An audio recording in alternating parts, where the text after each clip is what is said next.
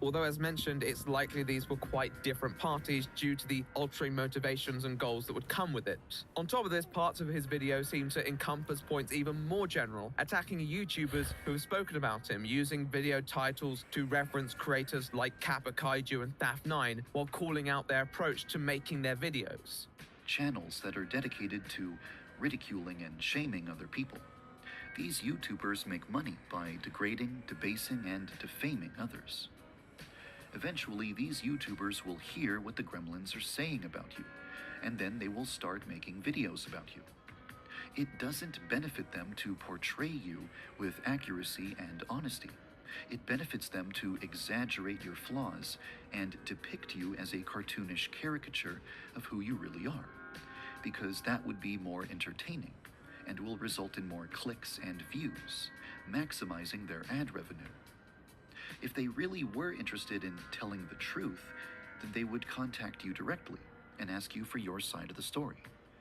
However, none of them will ever do this. I think ultimately the problem with this video and the problem with all of this drama is that he skips a key part of responding to drama, and it's ultimately why he ended up in this mess, and that is evidence. I know people like Kappa Kaiju and Thaf9. They may not be gods or gurus. They may not be the all-seeing eye. I'm not either. But they don't go out with the intention of crucifying people. They go with what they're given. And at that point, they had very little from Yandere Dev. You can't just say, oh, if they really want something, they should email me. If you're not prepared to put something out there publicly, why should they trust you in private with it? I've trusted people in private before, and it has cost me. If you don't have anything publicly revolutionary to say to the drama, don't say anything at all. Yandere Dev always wanted to talk about it, but never had anything to actually say. Unfortunately, his audience recognized that, because at the end of his hate and shame video, he conducted a poll asking whether he should make more videos regarding this issue, oh god, or whether he should leave it behind and focus on the game. People voted pretty conclusively for the latter. The game. I think that's something of importance to note regarding this video. It is once more an appeal to his already existent audience on what he should do about this drama. If you don't like Yandere Dev, you're not gonna like this video.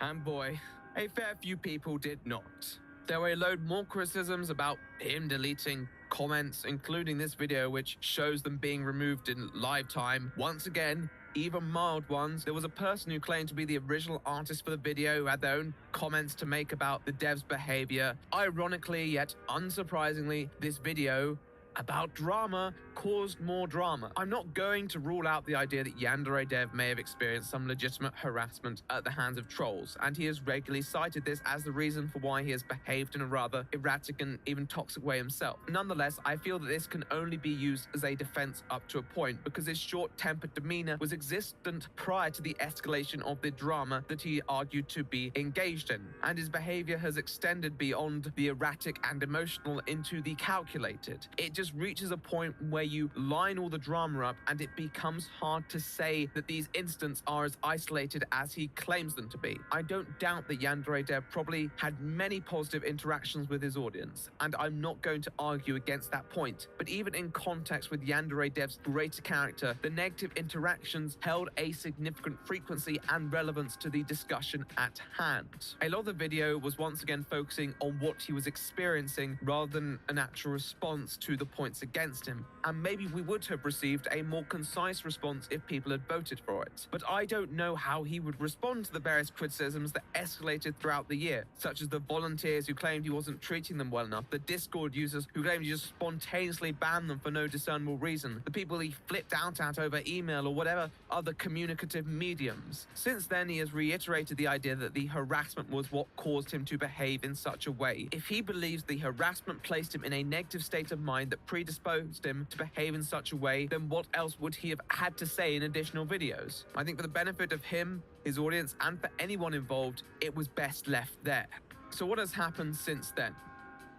Well, the only real point of interest in this is what is known as the debunk page, which provides running updates to criticism that he's been receiving. It's certainly more nuanced than his previous responses, and one thing I did appreciate was that he seems to recognize those who are frustrated with the game's development in a nuanced way, though I'm not sure how he treats that attitude publicly. And I do feel that such an approach is prone to miscategorization, and I'd stress that it's always best to side on the benefit of the doubt when dealing with certain criticisms. As you, the viewer, you are more than at liberty to check out these responses, as they're probably the most composed Yandere Dev has been, although I would stress that many have taken issue with them still and made videos of their own. I find the response page rather defensive, and although definitely a bit more refreshing, it's not a significant deviation from his old narratives that I would still personally take issue with.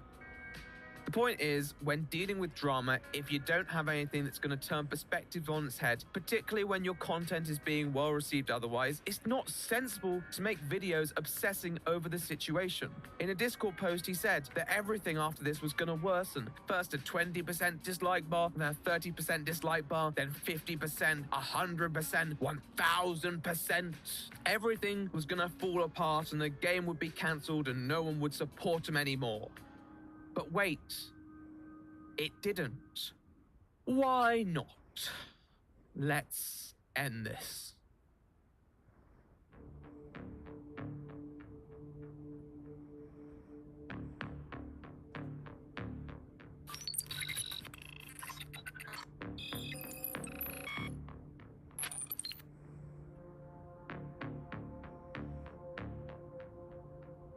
Yandere Dev acted like he was on the verge of losing everything, yet even at its lowest, his videos were backed up by a strong, dedicated audience. There are only two ways that losing momentum of his size could happen.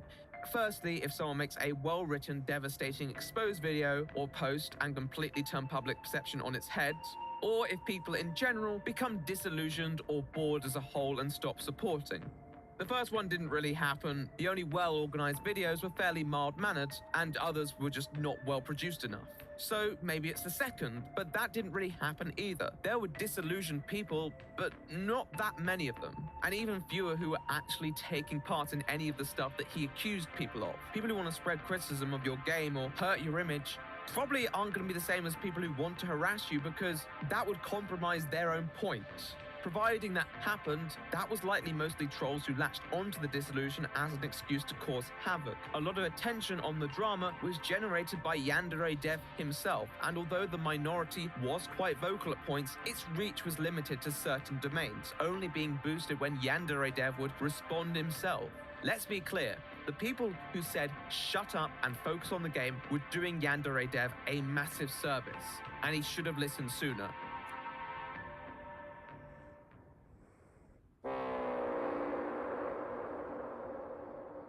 For a bit, it did tail off, but it flared up again at the start of 2020, with what seemed to be more completely unnecessary drama. Yandere Dev placed his Discord server in a position where you pay to message due to an alleged number of raids. And although it's his server, once again, it seems like a bad thing to be managing himself. Someone tweeted out an interaction where they messaged him suggesting technical changes that could prevent raids while also maintaining activity, which of course there are multiple. You turn off link embeds, turn off images, slow mode, strong moderation team, IP banning, blacklisted words, and I hate this discussion because eventually when this guy clearly presents a load of solutions and rebuts Yandere Dev's comments, Yandere Dev just turns around and says, actually, you don't get it.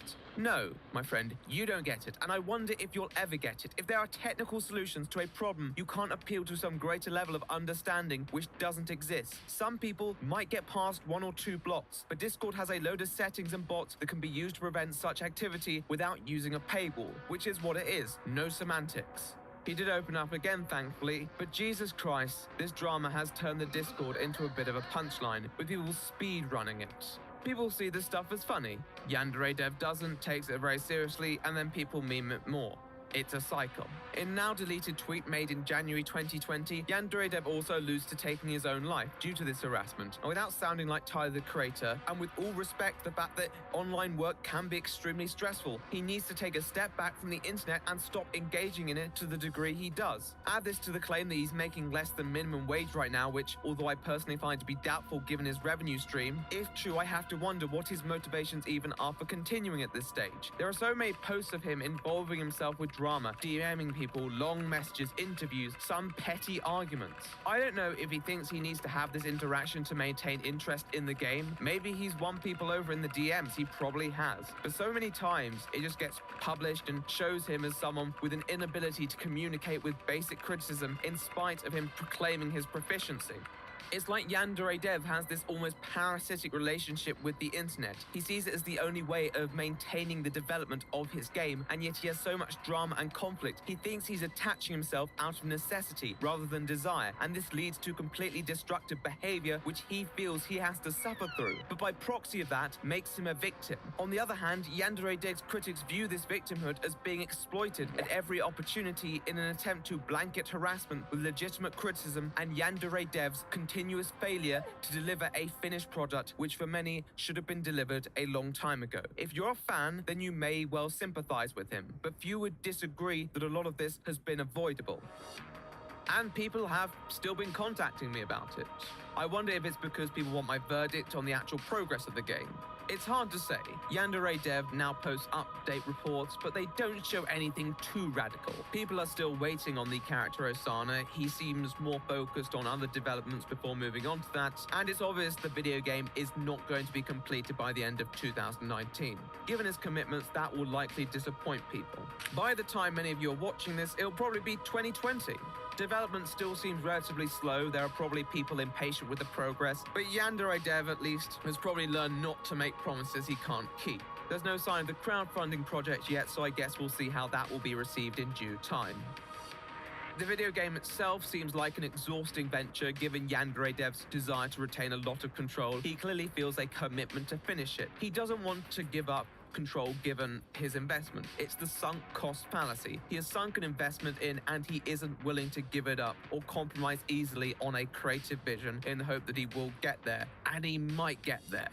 At the same time, continuing this will undoubtedly be a draining endeavor, and I think it's a justified concern to posit whether the game will ever be finished, given the scale and ambition. I'm not here to fully write anything off, and I don't think it's a bad thing to follow if you're just interested in watching the development, which I think is where a lot of his current audience stands. But I'd advise caution in investing. With the current trajectory, it's a risk you'd have to accept.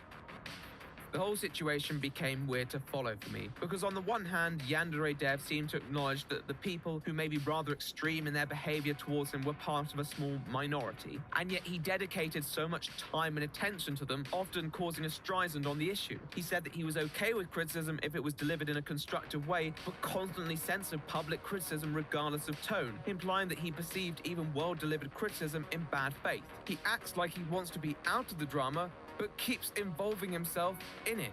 He constantly said things were taken out of context, but never really provided the context that would help his case out. I know it's a while back, but the example that still sticks out to me was the one regarding that clearly disgruntled fan who was annoyed about his mod. After going after him, Yandere Dev said he doesn't regret it on the corresponding Reddit post. In his debunked post, he said he often felt remorseful, but I don't think many people ever saw that. They just saw someone who was belligerent and arrogant.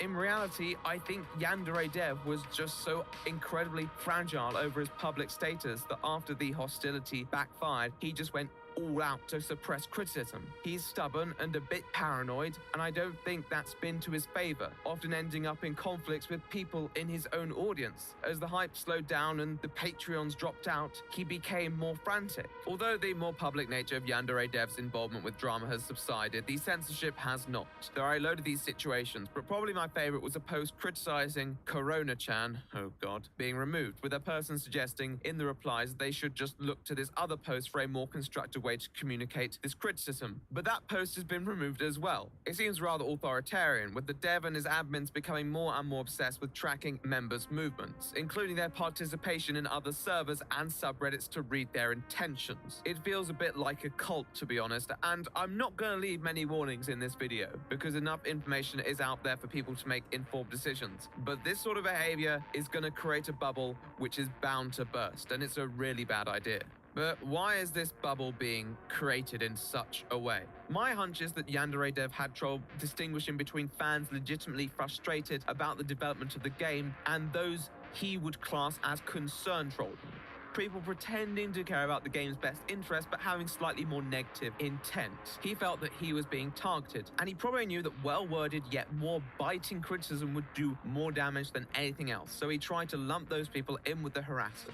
The problem is that Yandere Dev often went for false positives rather than false negatives, which led him to lashing out and censoring people who may have genuinely cared about the progress of the game. 2015 and 16 definitely saw controversy coming from his own attitude. 2017 saw the exposure of certain technical failings, and 2018 saw an escalation in the arguments, frustration, and angst both sides had, amounting in an eventual burnout of the drama when the fans simply told him that enough was enough. Now in 2020, I guess we'll see how it all progresses. Do I think he's a bad person? I don't know, but I do feel his arguments regarding the progress of the game and his abilities were pretty poor. I also think his time management was exceptionally bad. I'm not sure if he knew they were, or he genuinely believed that the game's complexity justified the amount of time he had taken on it, but if he'd spent half the time arguing that he was working on the game, well, working on the game, he'd probably get a lot more done. You have to accept that there will be people who will go out of their way to hate you. Does it make it right? No. Does it mean you should become equally invested in it? Also, no. I'd also say that a lot of people had completely valid quarrels with him, and although his intent may not have been outwardly malicious, it doesn't undermine the grief caused by belligerence, rancor, or any other behaviors that can be attributed to this curious character. I'd say it's probable that there were some people looking to stir stuff up, but it's only because sharks smell blood, and when some of Yandere Dev's behavior and responses started coming to light, they saw a guy who they could bait into lashing out and decimating his own image even further, and Yandere Dev just could never understand that. You probably have forgotten when addressing his "What's Taking So Long" video, I said there was one other option that we'd get back to. Well, let's talk about it. Actually, I'll let Yandere Dev talk about it. Presently, Yandere Simulator is my full-time job. I get paid to work on it. As long as I'm getting paid to work on it, I feel obligated to pour every second of my life into it. As long as I'm getting paid for my time, it's perfectly fair for people to complain if I don't make timely progress on the game.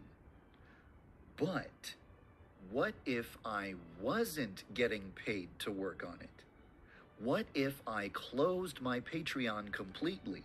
Then I could downgrade Yandere Sim from a full-time job to just a hobby.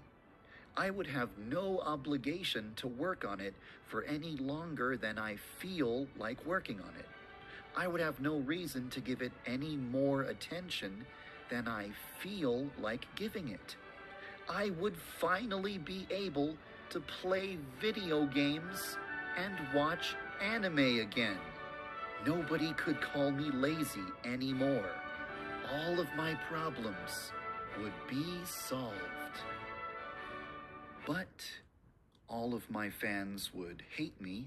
Someone else would develop a Yandere-themed game to take the place of my game. I would fade from memory, and all of the work I've done over the past 3 years would be for nothing. It's tempting to downgrade Yandere Simulator to just being a hobby so that I can take my life back, but it would probably be a one-way street with no turning back. Now, aside from the fact that he's playing Beethoven again, dude really likes Beethoven, it may be too late now. But in 2017, this was the best option in my opinion. This was the option that if I was a fan, I would have voted for. It's his choice, but if he's as pressured as it appears, passing it on wasn't a bad idea. I think the main concern is that it's a decision that he would not be able to revert. Maybe he wants to prove people wrong by finishing the game, but back then I think a quarter of his audience understood. I tell him that he shouldn't listen to polls alone, but he went with the option that only 5% of the audience voted for, so I can't really say he did. Yandere Dev sees the source of his life in this community.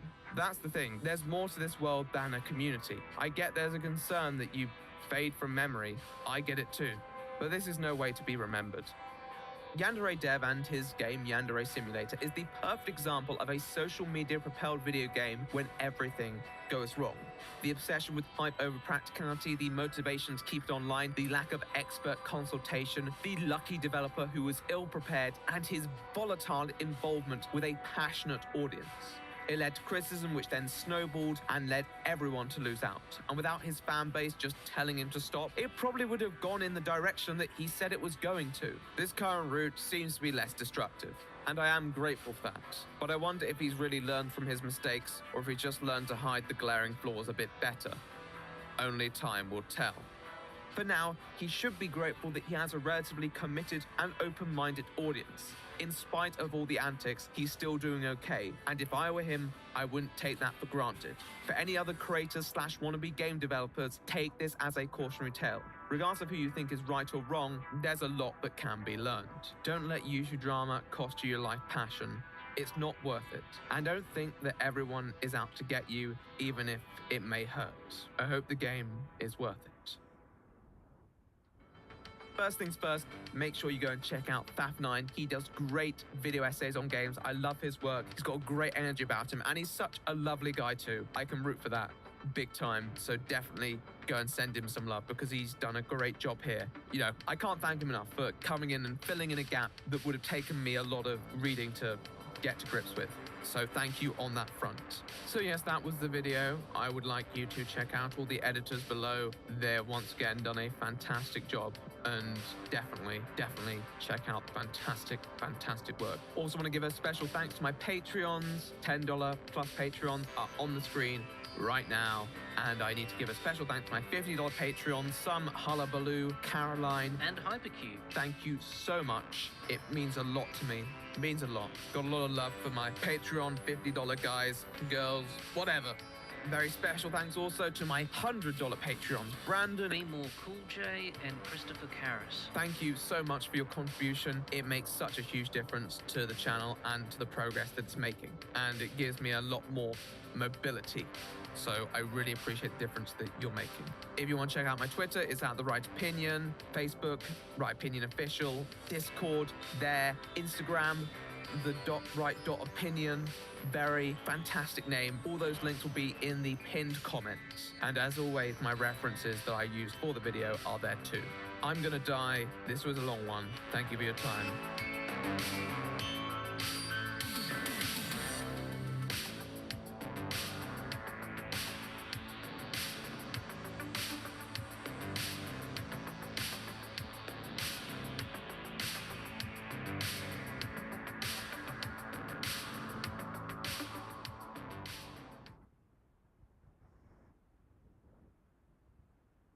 This video is sponsored by Surfshark VPN.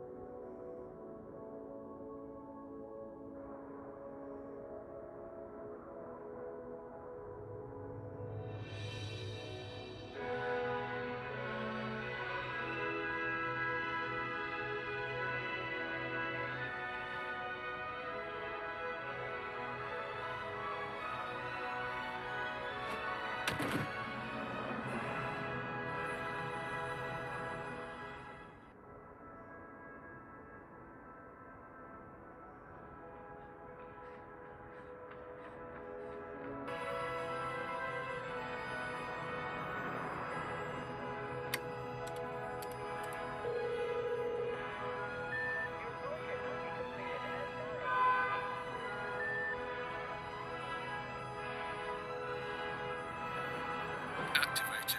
Clean web.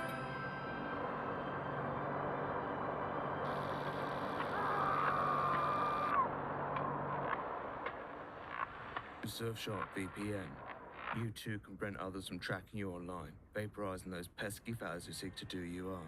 Surfshark VPN helps to keep your online identity safe by encrypting all information traveling between your device and the internet. potentially saving your personal data from falling into the hands of mega corporations or cyber criminals. Surfing the net looking for hot goss is no easy task.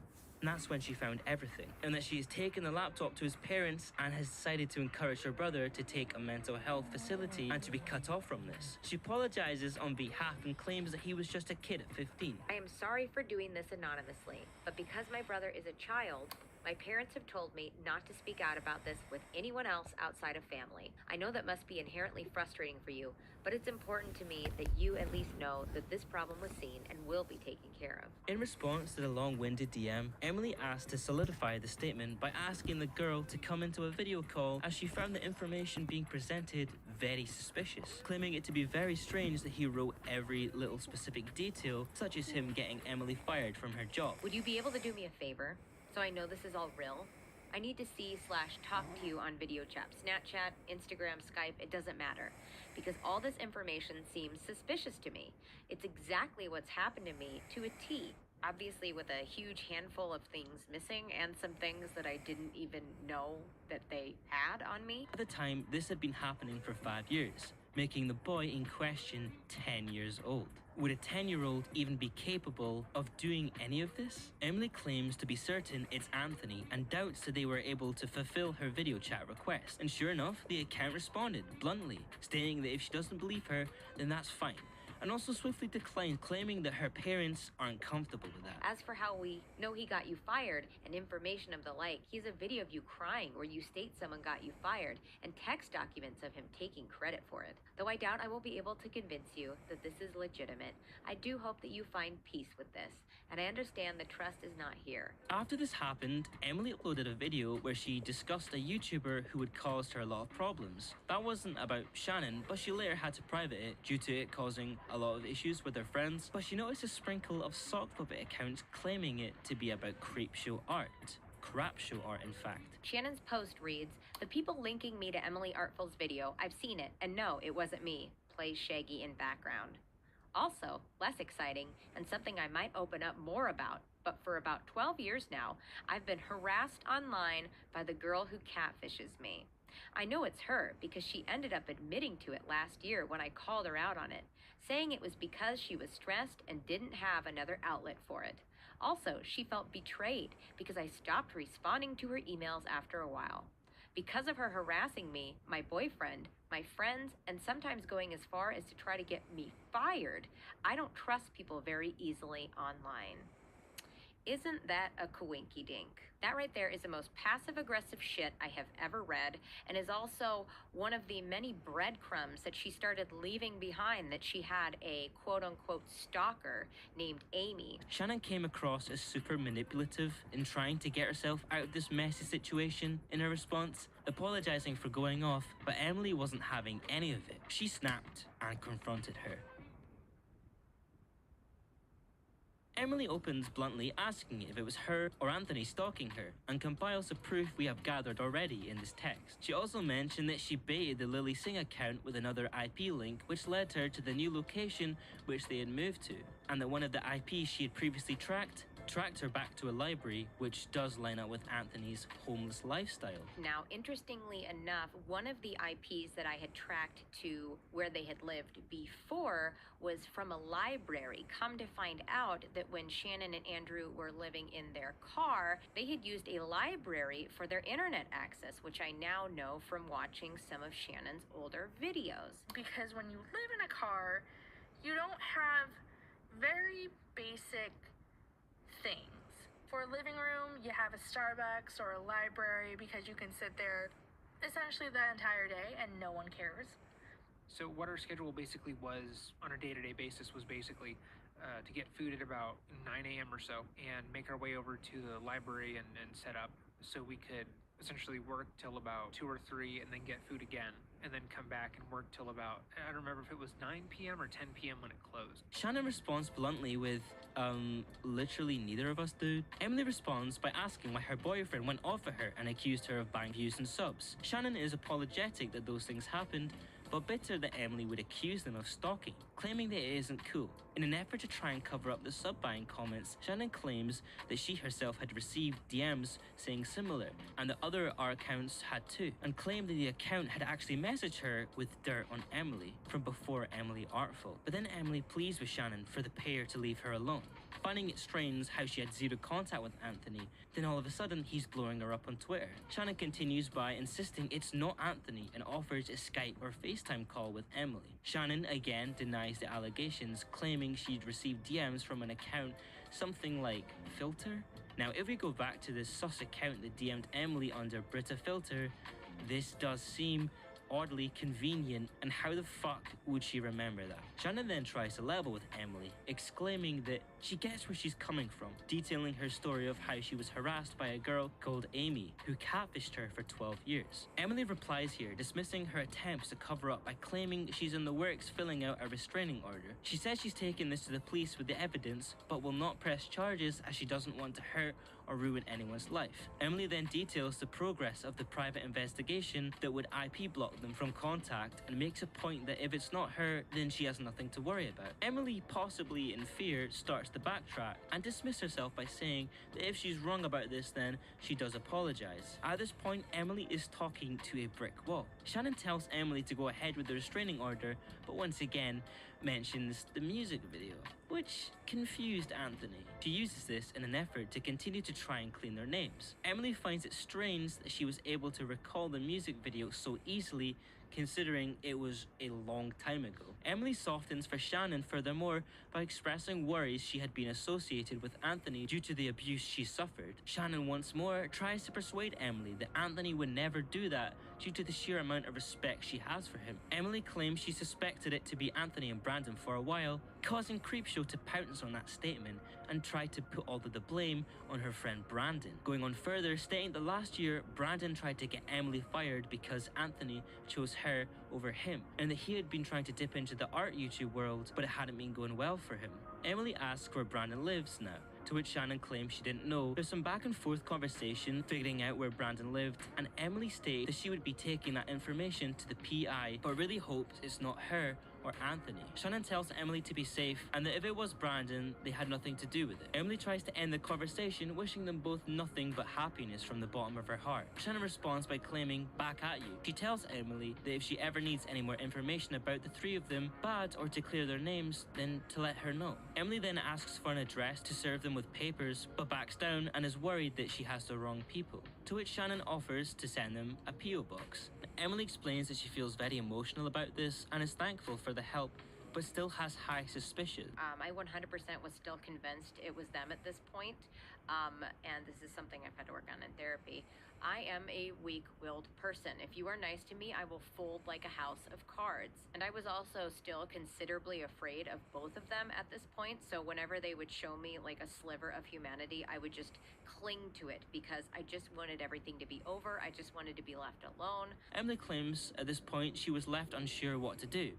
Spend loads of money on legal action which she would struggle to afford, or spend it on something fun with her kids. But she decided it wasn't worth it, so laid low and started to post again. And then she began to notice all the comments, specifically Anthony's trolling, suddenly disappeared. To which Emily claims this solidifies that her stalker was Anthony and Shannon. The silence was brief, however, as she received a DM from an account claiming that a lolcow post from Shannon was posting old videos of Emily to an archived YouTube channel. Emily heavily notes here that this might not be Shannon at all, but finds the humor in the account dating back to 2017 and that was still active, similar to Anthony and Shannon's. These videos had gameplay or stills with the audio over them, with Emily expressing takes that could be seen as controversial now. Emily thinks that this could have been an effort to try and scare her into thinking she would get cancelled, but Emily says that she will always admit when she's wrong about something. In closing this segment up, it's important to talk about her follow-up video very briefly, in which she provided a lot more evidence to her pre-existing receipts,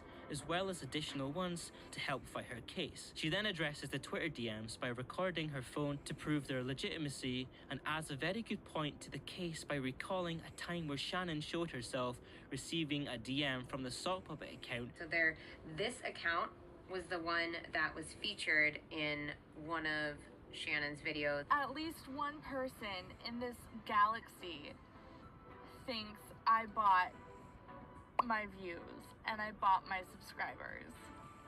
Which means someone in this galaxy thinks I'm made of such wealth and such opulence that I bought myself subscribers. The same account that DM'd Emily, claiming that Creepshow Art was copying her. Emily also stresses that she wasn't nitpicking every hate comment she received and labeling it from Anthony or Shannon. It's common for a channel to receive hate, but Emily describes normal hate comments being more against her content, while comments she suspected to be the pair were more tailored around Emily's physical appearance. She shows video evidence of the Instagram DMs with Shannon and then goes onto Messenger to show evidence of the message she received on Messenger. That's mainly what this video's purpose was. However, it does add additional strong points against the mysterious account that DM'd Emily about the whole brother obsession situation. Now, this is a super important piece of evidence that I stumbled upon. When Brita Filter messaged me and went through the laundry list of harassment that I had endured, they mentioned having a grainy video of me singing and playing piano. That video is an unlisted video, and the only person I've ever sent the link to was Anthony. That video is still on my YouTube channel to this very day. I never deleted it. Emily ends the video here, expressing that she's been left traumatized from this entire stalking burden that's been hanging over her life for the past 12 years, and that it's caused her new physical mental health symptoms. It's crazy to me that YouTube, a platform that once started out with content such as Funny Bowl Haircut Man, can turn so dark in such a short span of time. And it really is an eye-opener just to show how terrifying the world we live in can get. It's important to look at things from both sides, but in my opinion, Emily has a much stronger case against Shannon. But anyway, that's my babbling time up now. If you don't mind me, I'm gonna go rot my brain with that essay that I've been procrastinating while editing this video. Oh no.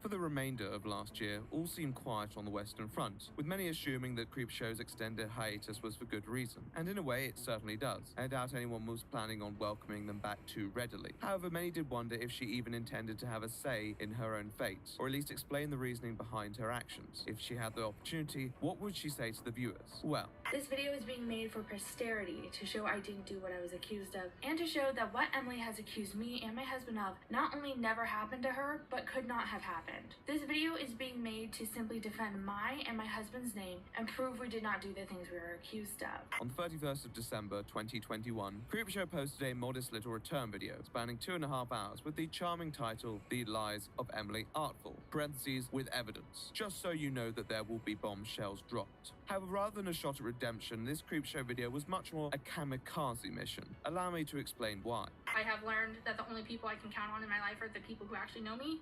And if a random person comes online and states I stalked them with quite sincerely no evidence and literally posts on their active accounts that disprove that, people I genuinely admired and loved would just go with it. For many creators, a response video is at least about some sort of way back, even if they know that it'll never make things the way they used to be. They want to show that they are a better person in spite of the wrongdoings they have committed. I think everyone at least deserves one chance to make a case for themselves. But from the first impression of this video, it's clear we're not going to receive that. The thumbnail and title is already shifting focus towards this one event, which, although not an insignificant detail, was still only a part of a much greater story. What about the forum incident, for example, and the subsequent community post explanation that still doesn't hold up under any form of scrutiny? These are questions that are not answered in Creepshow Art's video. If you're looking for any form of closure, then this is not going to happen. Instead, we have a video that focuses on and attacks Emily Artful's testimony and reputation from every angle, providing receipts which, on the surface, could appear to contradict her story on certain fronts. The problem? Well, it's a Creepshow Art video.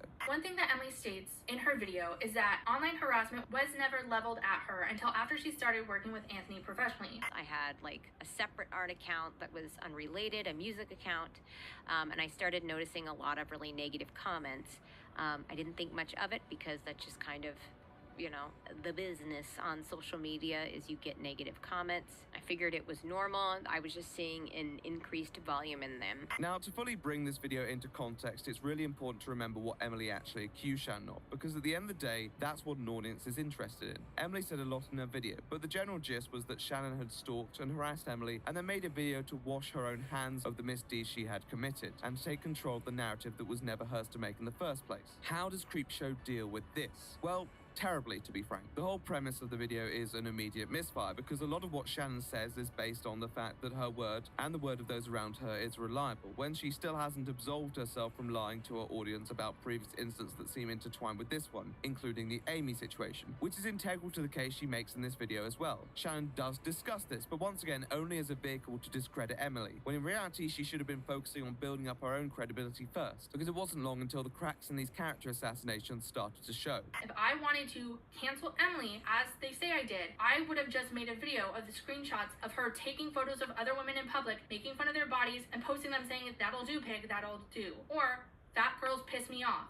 Or, "Funny women are Jews, the rest are all our slur, and we laugh out of sheer disappointment." Or even her saying on a post of an anorexic teenage girl that she's skinnier than her. I didn't make a video on that because I didn't know those things until now. Now, normally when dealing with a video of this sort of length and designed impact, I dedicate a good amount of time to deconstructing it. But this video is deceptively lightweight, and Creepshow's incensed tone can't disguise that. There are a lot of details designed to solely attack Emily's credibility, much of which is just not worth addressing, and the stuff that is still executed poorly. This part is going to be brief, but Amy is not a reference to Emily. Amy is a girl who used to harass me online, who I originally met on Stardoll.com when I was in middle school. As I say in the video, but Amy did not grow up in San Jose with me. We never knew each other personally, and she was someone I strictly knew online who lived states away from me. Take, for example, Amy, a person who, after 10 parts, is addressed in a section where Shannon claims that Emily had misattributed her experience with this individual, who is very real as shown by emails. Now, we know that the harassment that Shannon claims to have suffered at the hands of this individual is undocumented because of Shannon's tendency to delete harassing emails. Nonetheless, she does provide evidence of communication with a person called Amy. With everything in mind, the most this could do is prove that Amy is a different person to Shannon, but at least it presents an alternative explanation, right? Well, there is one key detail to keep in mind here.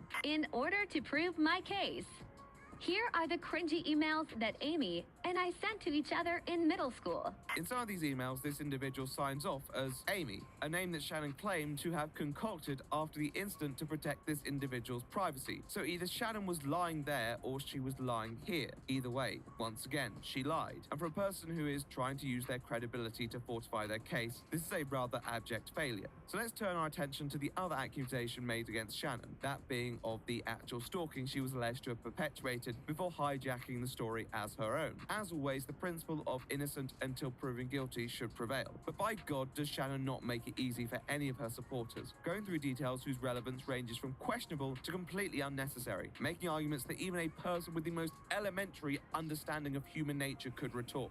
Emily was well aware of this at the time and was not using drugs while dating Anthony. According to various social media accounts Emily ran between the ages of 13 and 20, Emily didn't do drugs and was in fact very against drug use. All of her posts from 2012 to before her video on My Husband and I state that she became sober from heroin in 2012. However, in her video against My Husband and Myself, Emily states that she only really got sober in 2015. If she was really using up until the year before making all of these posts, joining YouTube and writing the song, why would she not be honest and state that? Why parade around an untrue sobriety date for the past 5 years, especially when nobody was asking? It should go without saying that drug addicts often won't publicly admit that they're addicted and may